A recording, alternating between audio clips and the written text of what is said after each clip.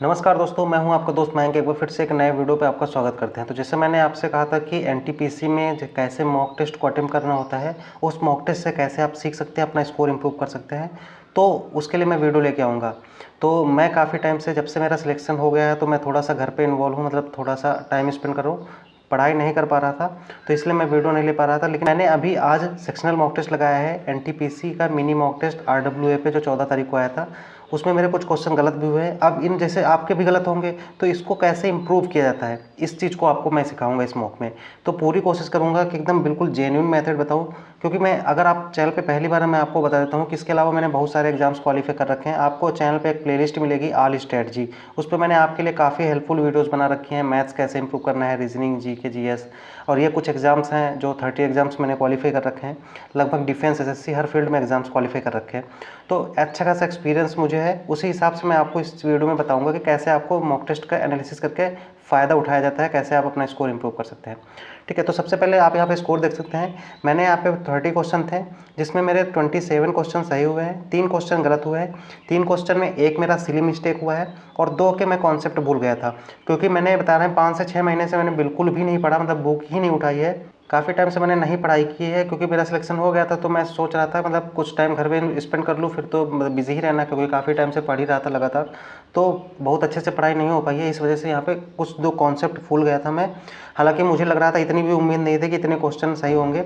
अब मैं चाहता तो इसको रीअटेम्प्ट करके फुल टेस्ट पूरे मार्क्स दिखा देता, लेकिन ऐसा कुछ ज़रूरी नहीं है। जो गलत है तो गलत है, मैं आपको सिखाना चाहता हूँ, ऐसा नहीं, मुझे आपको दिखाने से कोई फ़र्क नहीं है। मेरा जो सिलेक्शन होना था हो गया, अब आपको बारी है, आपको करना है, तो मैं वही चीज़ें आपको बताऊँगा। जो करना था मैंने कर लिया, अब आपको मैं बताऊँगा, क्योंकि मैं चाहता हूँ अगर मेरे मेथड से आपको फ़ायदा हो सकता है, तो बिल्कुल मैं उसके बारे में बताऊंगा। अब मैं बिना किसी देरी के सीधे शुरू करता हूँ। इस वीडियो में ये भी बताऊंगा, जैसे जो क्वेश्चन मेरे गलत हुए हैं, उनसे मैं क्या सीख के कैसे आगे मैथ को इम्प्रूव करना होता है। जैसे मेरे कुछ क्वेश्चन गलत हुए हैं, अब मैं सबसे पहले आपको दिखा देता हूँ। मैंने यहाँ पे जो सही क्वेश्चन में 27 मिनट का टाइम लिया है, और यहाँ पे जो गलत क्वेश्चन है उसमें मैंने 13.5 मिनट का टाइम ले लिया। सिर्फ 3 क्वेश्चन गलत हैं, लेकिन उसमें भी 13.5 मिनट का टाइम लिया, क्योंकि मैं कॉन्सेप्ट ही भूल गया था। सोच रहा था याद आ जाए, लेकिन याद आ नहीं रहा था मुझे, कैसे क्या करना होता है, भूल गया था। अब मैं सारी चीज़ें बताऊंगा। देखो, वीडियो थोड़ा सा लंबा होगा, लेकिन मैं यहाँ पे चीज़ें सिखाने की कोशिश कर रहा हूँ, और ये सीखने में मुझे काफ़ी टाइम लगा है, क्योंकि मैथ्स मेरी सबसे ज़्यादा परेशान करने वाली थी। मैं थोड़ा सा जुगाड़ मेथड यूज़ करके ही मैथ करता हूँ, क्योंकि मैथ्स से मैं बहुत परेशान हुआ था। तो मैथ्स में मैं बहुत दिक्कत थी, इसलिए मैंने मैथ्स को अपने हिसाब से करने का सोचा। तो हो सकता है लंबा हो वीडियो, लेकिन आपको सीखने को ज़रूर मिलेगा कुछ ना कुछ। और वीडियो अगर अच्छा लगे तो अपने उन दोस्तों को शेयर कर देना जो कुछ ना कुछ प्रिपरेशन कर रहे हैं किसी ना किसी एग्ज़ाम की। अगर आप चाहते हैं वो भी सीखे कुछ, तो उनको शेयर कर देना, कुछ ना कुछ अच्छा सीखने को मिलेगा। अब हम देखते हैं पहला क्वेश्चन। तो ये मेरा सही है, इसके बाद गलत वालों पे भी बात करेंगे, और फिर कहाँ हर क्वेश्चन पे कुछ ना कुछ लॉजिक में जो चीज़ सीखने वाली होती है वो मैं बताऊंगा। ठीक है, अब जैसे ये वाला क्वेश्चन है, यहाँ पे सबसे पहले आपको माइनस करना है। माइनस करने के बाद इसको इसमें जोड़ेंगे, तो जैसे ही जोड़ेंगे तो यहाँ पे 32 और 49 करके ऐसे आएगा। अब जैसे इतना आएगा तो आपको एक स्क्वायर मेथड होता है शॉर्टकट में, उसका तरीका क्या होता है कि ये 49 जो लास्ट में 2 अंक हैं, ये किसी ना किसी चीज़ का स्क्वायर है। तो ऑप्शन में देखिए हर जगह 7 7 7 है, तो यानी कि लास्ट में 7 तो आएगा ही आएगा। अब यहाँ पे क्या होता है, अगर मान लीजिए ये 50 के आसपास चीज़ें होती हैं, तो इसमें क्या होता है कि उसका 50% लिया जाता है। जैसे 50 है तो उसका 25 होगा, 25 में और जितने का स्क्वायर होता है उसको जोड़ा जाता है। तो 25 में 7 जोड़ेंगे तो 32 हो जाएगा। तो सीधे सीधे ये हमारा आ जाएगा 32 और 49, तो ये किसका है, 57 का। आप चाहे तो इसको करके भी देख सकते हैं। ये चीज़ें कब आएंगे, जब आप थोड़ा सा प्रैक्टिस करेंगे, तो ये धीरे धीरे इंप्रूव होगा, लेकिन होगा ज़रूर। आप ऐसे करने की कोशिश करिए, डायरेक्ट आपका आ जाएगा, ज़्यादा कोशिश करनी। अब कुछ लोगों को और भी सरल मेथड होंगे, ऐसा नहीं है, लेकिन मैं जैसे करता हूँ मैं वैसे बता रहा हूँ। आगे देखते हैं। ठीक है, इसमें सेकंड वाला क्वेश्चन है, यहाँ पे रेलगाड़ी वाला क्वेश्चन है। अब यहाँ पे एक चीज़ देखना है। अब रेलगाड़ी है, सिंपल सा फॉर्मूला हम सबको पता है। फॉर्मूला होता है S=D/T, यानी speed equal to distance upon time. तो यहाँ पे आपको क्या पूछा जा रहा है, टाइम पूछा जा रहा है। तो S की जगह पे कितना है, यानी स्पीड, ये डिस्टेंस कितना है 625, और 625 के अपॉन में डिस्टेंस कितनी है 50। लेकिन ये जो 50 है ये किलोमीटर प्रति घंटे में है, और यहाँ पे आप सेकंड में पूछा जा रहा है, तो इसको 50/18 से मल्टीप्लाई करेंगे, तो 18 ऊपर चला जाएगा, इसको काटेंगे तो सीधे आपका 45 आंसर आ जाएगा। अब यहाँ पे अब इस क्वेश्चन में सीखने वाली एक चीज़ ये है कि काफ़ी लोग भूल जाते हैं कि जैसे किलोमीटर प्रति घंटा है उसको 5/18 से गुणा करना होता है, या फिर 18/5 से गुणा करना होता है। तो इसके लिए मैं एक सिंपल सा मेथड बता देता हूँ, मैंने ऑलरेडी बता रखा है अपने चैनल पर, लेकिन मैं बता देता हूँ। जैसे मान लीजिए ये किलोमीटर/आवर है, और इसको आपको बनाना है मीटर/सेकेंड। ठीक है। तो ये किलोमीटर ज़्यादा होता है, इससे आपको छोटे में जाना है। तो जब छोटे पे जाना होता है तो ऊपर वाली संख्या छोटी होती है, यानी कि 5/18 से गुणा होता है। ठीक है। जब आप मीटर प्रति सेकंड से किलोमीटर प्रति आवर में जाएंगे, यानी ये छोटा है, इससे आपको बड़े में जाना है। तो जब बड़े में जाना है तो ऊपर वाली संख्या बड़ी होगी, यानी कि 18/5 से मल्टीप्लाई होगा। ठीक है। ऐसे करेंगे तो आप कभी भूलेंगे नहीं। ये मैं अपने मेथड्स बनाया हूँ, अपने तरीके से मुझे याद रहता है, क्योंकि मैथ्स में मुझे बहुत दिक्कत होती थी। तरीके होते हैं वो मैंने खुद से अपने मन से बनाए हैं, जिससे मैं ना भूलूँ, इसलिए। ये हमारा है तीसरा क्वेश्चन। अब ये वाला जो क्वेश्चन है, इसमें सिंपल सा तरीका क्या होता है, जैसे ए और बी एक कार्य को 36 दिनों करते हैं, तो सिंपल सा ए बी 36 दिनों में करेंगे, बी सी 45 दिनों में, और सी और ए ये है कितने दिनों में, 60 दिनों में। अब सिंपल से करना क्या होता है, आपको यहाँ पे इनका एलसीएम लेना होता है। एलसीएम आ जाएगा 180। ठीक है। और ये चीज़ें तब आएंगी जब आप प्रैक्टिस करोगे तो जल्दी आ जाएगा। तो जब 80 आ जाएगा तो आपको यहाँ पे दिखेगा कि 5 से मल्टीप्लाई करने पे 0 आता है, तो यानी कि लगभग ये 5 बार जाएगा। आप करके भी चेक कर सकते हैं। ये आपका जाएगा 4 बार, ये आपका जाएगा 3 बार। अब 5 4 9 3 12, क्योंकि यहाँ पे हर चीज़ 2 2 बार है, तो 12 का आधा 6 हो जाएगा। आपसे पूछा जा रहा है कि जो बी द्वारा है कार्य कितना होगा। अब यहाँ पे देखो बी नहीं है, तो आधा हो गया 6 काम, ए बी सी मिला के 6 काम करते हैं, तो यहाँ पे 3 सी ए का हो गया, तो बच्चा कितना 3, तो यहाँ पे 3 से मल्टीप्लाई करेंगे 60, सीधा आंसर आ जाएगा। ऐसे ये तो बताने में इतना टाइम लग रहा है, आप जब करेंगे तो बहुत जल्दी होगा चीज़ें। धीरे धीरे सारी चीज़ें आपको समझ में आने लगेंगी। जैसे ये वाला क्वेश्चन है, अब इसमें यहाँ पे बोला जा रहा है 3 संख्याओं में पहली तथा दूसरी। इस तरीके के क्वेश्चन में क्या होता है, सिंपल सा आप मान लीजिए, कोई दिक्कत नहीं होगी। ए बी सी ये 3 संख्याएं हैं, बोला जा रहा है पहली तथा दूसरी का अनुपात 2:3 है, ये 2:3 हो गया। फिर तीसरी मतलब दूसरी और तीसरी का अनुपात 7:3 है, तो दूसरी और तीसरी का अनुपात 7:3 है। ठीक। अब क्या करना है, इसको बराबर करना है। इस 3 के बगल में यहाँ पे जगह खाली है तो इसको 3 लिख लीजिए, इसके बगल में खाली है तो इसको 7 लिख लीजिए। अब यहाँ पे करेंगे तो ये आएगा 14, ये आएगा 21, ये आएगा 9। ये तीनों संख्याएं आ गई अनुपात में। अब क्या कह रहा है, पहली तथा तीसरी का गुणनफल 8064 है, तो ये पहली और तीसरी का जब गुणनफल करोगे, इसमें साथ में स्क्वायर भी आएगा और तीनों संख्याओं का योग। फिर उसके बाद जब ये आएगा तो इन तीनों को जोड़ के और उसे x की वैल्यू आ जाएगी, उसे x से मल्टीप्लाई कर देना, बस इतना करना है, सिंपल सा आ जाएगा। अब ये वाला क्वेश्चन है, इसको मैं सिंपल सा कर देता हूँ। अब इस वाले क्वेश्चन में आपको फॉर्मूले याद होने चाहिए। अगर फॉर्मूले नहीं याद है तो फिर क्वेश्चन को नहीं कर पाओगे। अब मैं काफ़ी टाइम बाद लगा हूँ, लेकिन ये फॉर्मूले इजी हैं तो मुझे याद थे। अब जैसे आयत की लंबाई उसकी चौड़ाई से 3 गुनी है, ठीक है, तो यहाँ पे बोला जा रहा है लंबाई उसकी चौड़ाई से 3 गुनी है, तो L = पहले B लिख लीजिए। तो अब यहाँ पे देखेंगे बोला जा रहा है आयत की लंबाई इसकी चौड़ाई से 3 गुनी है, तो चौड़ाई से 3 गुनी है, यानी कि इसके 3 भी कर दी, मतलब 3 गुना कर दीजिए मैंने। अब यहाँ पे बोल रहा है इसका परिमाप 80 मीटर है। अब आपको फॉर्मूला पता होना चाहिए, जो परिमाप होता है 2 × L + B, 2 गुणे लंबाई प्लस चौड़ाई होता है। ठीक है। अब यहाँ पे देखिएगा, जब L = 3B है तो इस जगह पे 3B रखेंगे तो हो जाएगा 4B, यानी कि 8B = कितना हो गया, यहाँ पे दिया है 80, 8B = 80 हो गया, तो 8 से काटेंगे, यहाँ पे B = 10 आ गया। जब B = 10 आ गया तो यहाँ पे L = कितना आ गया, 30, L = 30, और यही 30 आपका आंसर हो गया। ठीक है। सिंपल सा है, एकदम इजी क्वेश्चन। ऐसे करना होता है, बहुत ज़्यादा आपको याद करने की जरूरत नहीं है, लेकिन आप क्वेश्चन में ही देख के समझने की कोशिश करेंगे तो बहुत आसानी से होगा। और ये हर चीज़ें लिखी नहीं जाती हैं, मैं आपको यहाँ पर समझाने के लिए बता रहा हूँ, इसलिए बाकी बहुत जल्दी हो जाता है। आगे वाले क्वेश्चन पे देखेंगे। अब 2 संख्याओं का योग 15 है, महत्तम समापवर्त जो HCF है वो इतना है, लघुत्तम इतना दिया है, दोनों का व्युत्क्रम का योग ज्ञात कीजिए। अब बहुत सारे लोग क्या करेंगे, पहले इस पर कुछ ना कुछ सर्वसमीका बनाने लगेंगे, इक्वेशन बनाने लगेंगे। सीधे से सिंपल से बोला जा रहा है कि जब इसके व्युत्क्रमों का योग पूछ रहा है तो व्युत्क्रम का मतलब 1/a = 1 मतलब +1/b, इसका जब योग निकालेंगे तो नीचे एलसीएम आ जाएगा AB और ऊपर आ जाएगा a + b। अब यहाँ पे देखिए योग दिया है ऊपर 15, ये 15 दिया है, ठीक है, और ये जो लघुत्तम समापवर्त 3 और 18 दिया है। अब यहाँ पे एक चीज़ देखेंगे कि फार्मूला होता है पहली संख्या गुणे दूसरी संख्या = HCF × LCM, तो 3 × 18 यही उनका मल्टीप्लाई भी हो गया है, तो इसी को नीचे लिख देंगे 3 × 18, इसको काटेंगे 3 × 5 = 15, 5/18 आंसर आ जाएगा आपका। इस तरीके से एकदम ईजी, बहुत जल्दी हो गया, और ये सारे एकदम ईजी मेथड हैं। अब ये वाला फॉर्मूला है, इसमें आपको इक्वेशन नहीं याद है तो फिर आप मतलब फॉर्मूला अगर नहीं याद है, तरीका नहीं पता है तो फिर नहीं कर पाएंगे।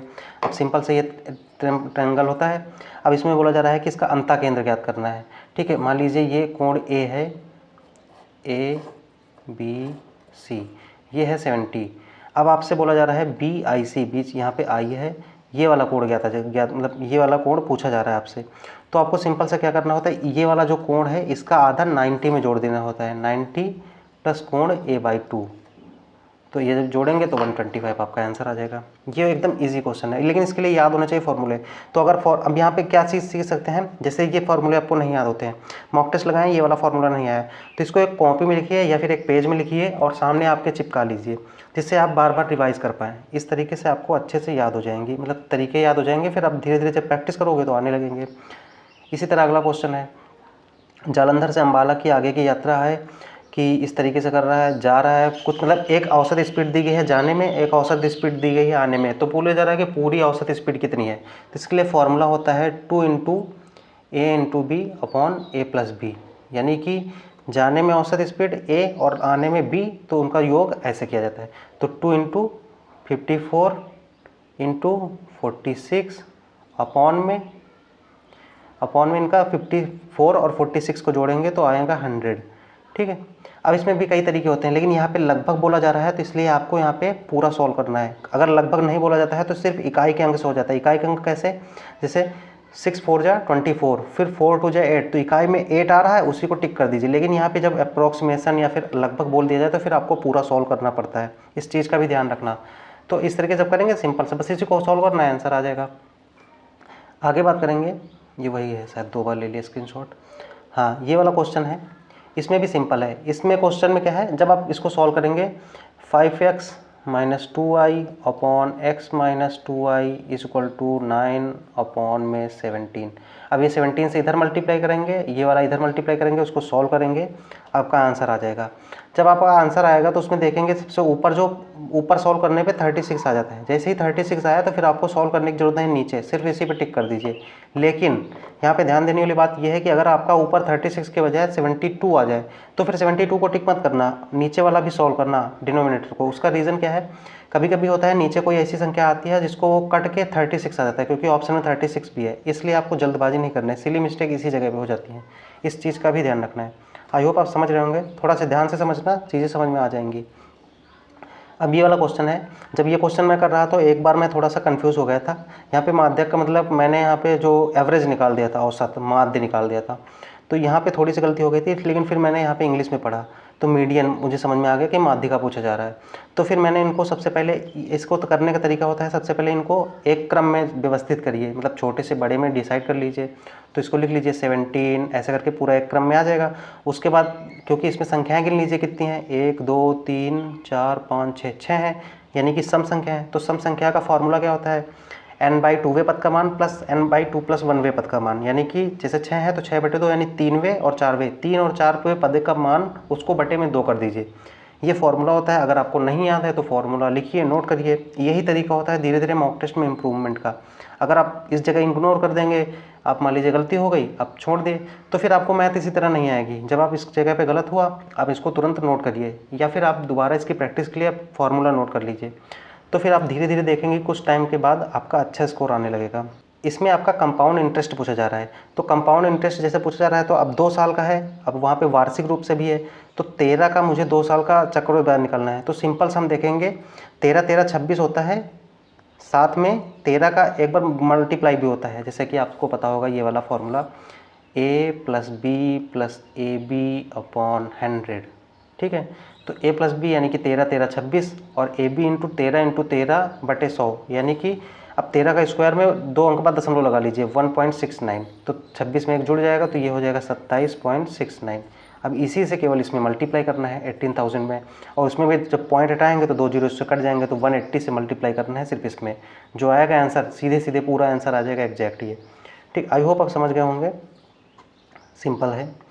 अगला क्वेश्चन, अब ये वाला जो क्वेश्चन है इसमें क्या चीज़ ध्यान रखने वाली बात है, ये वाला क्वेश्चन जैसे काफ़ी लंबा लग रहा है इतना ज़्यादा पढ़ने का, लेकिन इसमें एकदम सिंपल सा तरीका ये है। यहाँ पे सिंपल बोला जा रहा है कि गणित में औसत अंक ज्ञात कीजिए, मतलब प्राप्त किए हैं, गणित में औसत अंक कितने हैं। तो गणित के अंक ये हैं, बाकी चीज़ें हमें कोई मतलब नहीं है। तो यहाँ पे देखेंगे 60 50 70 75। एक चीज़ यहाँ पे देखेंगे, जब आपको इनको जोड़ेंगे तो इकाई में 5 आना चाहिए, जो इकाई का अंक है वो 5 आना चाहिए, क्योंकि इसमें डिवाइड कुछ ही चीज़ से डिवाइड करेंगे। इकाई में 5 आ रहा है, जब आप यहाँ पे देखेंगे तो 4 6 24, यानी 4 6 24 3 27, इकाई में 7 आ रहा है, ये नहीं हो सकता। फिर उसके बाद 4 3 12 3 15, ये हो सकता है, चांसेस हैं, अभी टिक नहीं करेंगे। फिर 4 1 4 3 12, 4 1 4 3 7, इसमें भी 7 आ रहा है, ये नहीं हो सकता है। फिर 4 3 12 1 13, इसमें 3 आ रहा है तो यानी ये भी नहीं हो सकता है। एक ही ऑप्शन बचा तो टिक कर देंगे। अगर 2 ऑप्शन बन रहा है तो फिर हम उनको यहाँ पे जोड़ के उससे डिवाइड करेंगे। समझ रहे हैं? ये होता है डायरेक्ट करने का। और ये तो इजी क्वेश्चन था, इसको ऐसे भी करेंगे कि तो जल्दी हो जाएगा। लेकिन अगर मान लीजिए कोई बड़ा क्वेश्चन होता तब हम इन सब मेथड का यूज़ करके बहुत जल्दी क्वेश्चन कर पाते हैं। धीरे धीरे जब प्रैक्टिस करेंगे तो आपको पता चलेगा। अब यहाँ पे देखेंगे, अजीत ने एक वस्तु को इतने में बेचा। हाँ, इसको मैं सिखाता हूँ आपको, ऐसे एकदम इजी तरीके से किया जाता है। जैसे आप यहाँ पे देखेंगे, अजीत ने एक वस्तु को इतने रुपए में बेचा, उसे 45% की हानि हुई। 45% हानि होने का मतलब है कि ये जो मूल्य है ये 55% का है। यानी कि देखो 45 110, ये हो गया 55 का। 55 का मतलब है जैसे कोई चीज़ मैंने 100 रुपये की खरीदी, उसमें मुझे 45% का नुकसान हो गया, यानी कि वो चीज़ मैंने 55% में बेच दी। तो यही चीज़, ये चीज़ जो है 55% की है। तो इसमें कह रहा है उसी वस्तु पर उसे 45% का लाभ अर्जित करने के लिए कितने रुपए में बेचना पड़ना है। अगर हमें लाभ प्राप्त करना है 45% का, तो 100 की चीज़ होती है, उसमें 100 मतलब 45 का लाभ लेना है तो हमें 145 की बेचना पड़ेगा।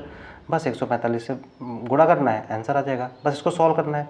सॉल्व करने भी क्या तरीके होते हैं, जैसे यहाँ पे 11 से कट रहा है, 11 से कट रहा है, जल्दी काटेंगे जल्दी कट जाएगा। ठीक है, ये तरीके होते हैं। धीरे धीरे आप प्रैक्टिस करोगे समझ में आएगा। आगे बात करें, एक ये वाला क्वेश्चन है, साझेदारी वाला, पार्टनरशिप का क्वेश्चन है। तो ए है, बी है और उसके बाद लास्ट में जेड है। ए ने 4000 दिए, फिर बी ने 5000 दिए और जेड ने 8000 दिए। लेकिन जेड जो है 4 महीने बाद आता है और 1 साल के बाद पूछा जा रहा है।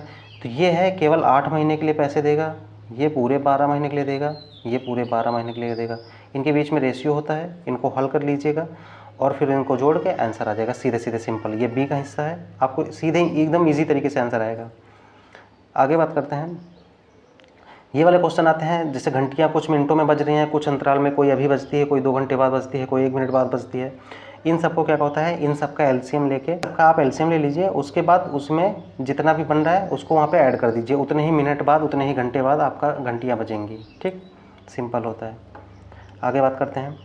हाँ, ये वाला क्वेश्चन है, एकदम इजी तरीका बताता हूँ। 48 संख्याओं का औसत 48 है। यह बाद में ज्ञात हुआ कि 48 को 2 जगह गलती से 84 समझ लिया गया।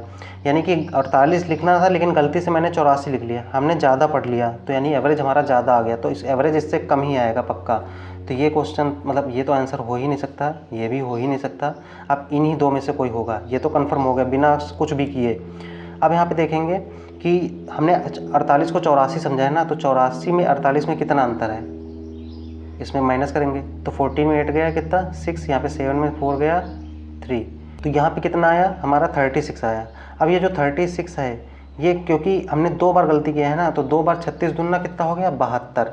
अब ये जो 72 है ये कितने में ज़्यादा हो गया, 48 संख्या है ना, तो हमने 48 से भाग कर दिया। अब ये जितना आएगा लगभग 1.5 आएगा जब इसको डिवाइड करेंगे, तो 1.5 आएगा। तो 1.5 48 में घटा देंगे 48 में, तो जब घटाएंगे तो 46.5 आ जाएगा जो हमारा आंसर है। ठीक, आगे चलते हैं। ये वाला क्वेश्चन देखेंगे, ये काफ़ी इजी क्वेश्चन है और अच्छा तरीका है। अब लैंग्वेज को अच्छे से पढ़ना सीखिए। केवल जब किसी संख्या के 40% में 42 जोड़ा जाता है तो परिणामी संख्या स्वयं वह संख्या है मतलब क्या, कौन सी संख्या है, वह संख्या ज्ञात करो। जब किसी संख्या के 40% में 42 जोड़ा जाता है तो परिणामी संख्या वह संख्या, मतलब कोई एक संख्या है उसका, मतलब उसमें मैंने संख्या के 40%, मतलब एक संख्या है उसका 40% है मेरे पास, उसमें मैंने 42 और जोड़ दिया तो पूरी संख्या जो है एक्चुअल संख्या थी, उस एक्चुअल संख्या आ गई। मान लीजिए किसी के पास 100 रुपये हैं, ठीक है। अब 100 रुपये में 100 रुपये थे, लेकिन अभी मेरे पास उस 100 के केवल 40% है, यानी मेरे पास 40 हैं। अब मैं उसमें अगर कुछ जोड़ देता हूँ, कोई संख्या जोड़ देता हूँ, तो मेरे पास वही नंबर आ जाता है जो मेरे पास पहले रुपए थे 100। ठीक है, समझ रहे होंगे आई होप। तो अब मान लीजिए किसी संख्या के 40% में 42 जोड़ा जाता है तो संख्या वही आ जाती है, तो टोटल जो संख्या होती है वो 100% होती है। 40% पहले ही मेरे पास है, उसमें कुछ जोड़ा गया तो संख्या पूरी फुल हो गई 100%। तो कितने परसेंट जोड़ा गया 60, यानी कि ये जो 42 है ये 60 की वैल्यू है और हमें संख्या पूछी जा रही है तो 100 से मल्टीप्लाई कर देंगे। बस यहाँ पे 20 तिया 60, 20 पंचे 100, 3 से काटेंगे तो 3 1 3, 3 चौको 12, 14 5 70, सीधा आंसर 70 आ गया। ये तरीका होता है एकदम इजी तरीका। ये मैंने समझाने के लिए इतना बता दिया, एकदम इजी है, आप मन में भी कर सकते हो। आगे क्वेश्चन है, अब ये वाला क्वेश्चन है, इसमें आपको फॉर्मूला नहीं आता तो फिर आप नहीं कर पाओगे। फॉर्मूला होता है 2πr h वक्र पृष्ठ का, इसमें रखेंगे सॉल्व करेंगे आंसर आ जाएगा, एकदम ईजी है। यहाँ पे ध्यान रखना व्यास पूछा जा रहा है तो इस तरीके की इसीलिए मिस्टेक मत करना कि त्रिज्या आपका 1 आएगा, ऑप्शन में 1 भी है, 1 टिक के मत करने चले आना, आपको यहाँ पे उसका 2 से मल्टीप्लाई करना होता है क्योंकि यहाँ पे डायमीटर पूछ रहा है, व्यास। ठीक, ध्यान रखना इस चीज़ का। आगे वाला क्वेश्चन है, अब ये वाला क्वेश्चन है, इसमें कुछ चीज़ें अगर आपको याद हैं तो फिर बहुत जल्दी हो जाएगा, नहीं याद है तो थोड़ा देर लगेगी। जैसे आप यहाँ पे देखेंगे tan theta plus cot theta equal to -2। मेरे दिमाग में एक ही चीज़ क्लिक किया था कि जो tan थीटा में कब मान जो होता है -1 होता है, तो tan 135 का मान -1 होता है। तो जब इसमें 135 -1 -2 हो गया, तो जब -1 की पावर 9 करेंगे तो क्योंकि वो विषम घात है तो इसमें भी -1 आएगा, इसमें भी -1, तो -1 -2 ही आंसर आएगा। आंसर एकदम ईजी है। तो इसमें इस चीज़ का भी ध्यान रखना होता है, आप दिमाग एकदम खोल के रखिएगा तो कोई चीज़ें काफ़ी कुछ क्वेश्चन होते हैं काफ़ी जल्दी हो जाता है। काफ़ी गर्मी है इधर। अब बात करते हैं, किसी व्यक्ति की आयु उसके पुत्र की आयु का 4 गुना है। देखो इस तरीके के सवाल में आपको लैंग्वेज से खेलना आना चाहिए, लैंग्वेज जो आप समझ गए तो क्वेश्चन बहुत जल्दी हो जाएगा। किसी व्यक्ति की आयु उसके पुत्र की आयु की 4 गुनी है। पुत्र की आयु, मान लीजिए पुत्र की आयु है x, तो उसके मैं एकदम बेसिक तरीका बताता हूँ जिससे आपको कभी कोई भूलेंगे नहीं। अगर शॉर्टकट मेथड देखेंगे तो लगेगा भूल जाएंगे, लेकिन यहाँ पे आप भूलेंगे नहीं कभी। तो पुत्र की आयु का 4 गुना है तो ये है 4x, इसका 4 गुना है, मतलब कि उसकी वर्तमान आयु जो है किसी व्यक्ति की आयु उसके पुत्र की आयु की 4 गुनी है। पुत्र की ये है तो इसकी 4 गुनी ये है। 5 वर्ष पूर्व उस व्यक्ति की आयु उसके पुत्र की आयु के समय की 9 गुनी थी। 5 वर्ष पूर्व मतलब पीछे 5 साल, -5 साल पहले जाते हैं, तो जो पुत्र की आयु थी वो 9 गुनी, मतलब उसकी जो पुत्र की आयु की 9 गुनी उस व्यक्ति की आयु थी। वर्ष पूर्व इसकी आयु होगी x-5, इसकी होगी 4x-5, क्योंकि 5 साल हम लोग कम कर दिए। अब इसकी 9 गुना है ना, तो इसका 9 गुना इसके बराबर हो गया, इसको बराबर, बस इसको हल करेंगे, आपका x की वैल्यू आएगी और x की वैल्यू आएगी 8 में इसमें 4 से मल्टीप्लाई करेंगे तो 32 आपका आंसर आ जाएगा। एकदम इजी है समझने, बस लैंग्वेज आप खेल लीजिए, लैंग्वेज समझ लीजिए, आपको हो जाएगा। ये भी एक फार्मूला है, आपको अगर जो अलजेब्रा है उसके फार्मूला अच्छे से करने आते हैं। अब जैसे x³ + y³ यानी a³ + b³ का फार्मूला आना चाहिए, a + b a² + b² - ab, ये फार्मूला अगर नहीं आते तो फिर नहीं कर पाएंगे। साथ में आपको इसको तोड़ना भी आना चाहिए। तो फार्मूले अगर नहीं आता है, फार्मूले याद करना काफ़ी ज़रूरी होता है मैथ में अच्छा करने के लिए, तो फार्मूले याद रखिए। मैंने इतने टाइम बाद लगाया तो भी मुझे फार्मूले लगभग याद थे, कुछ फार्मूले भूले हैं, मैं उसको अभी बताऊँगा कौन से मैं भूले हूँ। तो आपको इतना ज़्यादा सोचने की ज़रूरत नहीं है, अगर आप एक बार अच्छे से पढ़ लेंगे, मैं वही हमेशा कहता हूँ कि शॉर्टकट के पीछे मत भागिए, एक बार अच्छे से पढ़ लीजिएगा तो फिर बार बार आपको पढ़ने की ज़रूरत नहीं पड़ेगी बार।